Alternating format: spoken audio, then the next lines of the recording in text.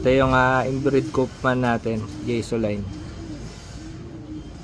Ito yung parents nung tinitraining natin na young bird. Nakapeso ni Sir Jayso.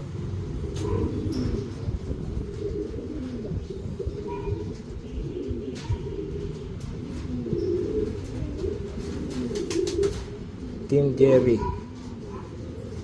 Jayso Red PHA 2023. Yun, ito na yung ating Koopman na young bird, yung tinuturuan natin ng last video. So medyo tuyo na yung ilalim ng pakpak niya. Yan, mabilis na silang mag-mature kasi naaarawan na sila eh. So ito na siya. Bitawan ko na uli sa bubong para tuloy-tuloy lang yung training nila. Pag medyo lumiksi na sila, sanay na sila sa bubong. Para kampante na tayo, kasi pag pinakawala natin na maliksi na yung tinuturuan natin na young bird, kadalasan niya pumipitik, lumilipad kaagad ng malayo, tsaka wala silang idea, hindi nila kabisado yung bubong, yung area, hindi sila nakalipad-lipad.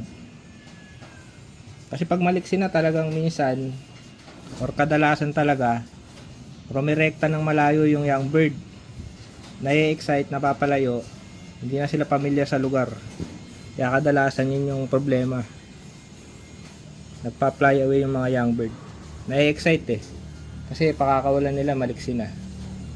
Kahit pa naka-viewing yan, may chance pa rin talaga na overfly. So ito yung ating tine-training, pakawalan rin natin sa bubong.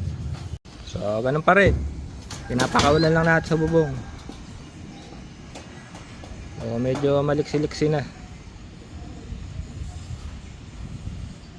Nung nakarang araw, sinimulan ko na itong i-training, pakawalan sa bubong. So ayun na siya ngayon, medyo maliksi-liksi na.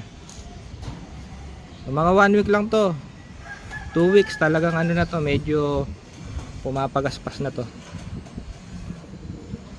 Ano na yan, marunong na yan. Kampante na ako dyan.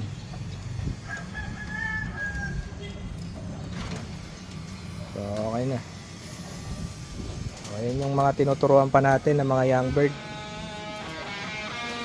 Ganyan lang tayo magpahamon ng mga young bird, mga bagong walay na kalapate.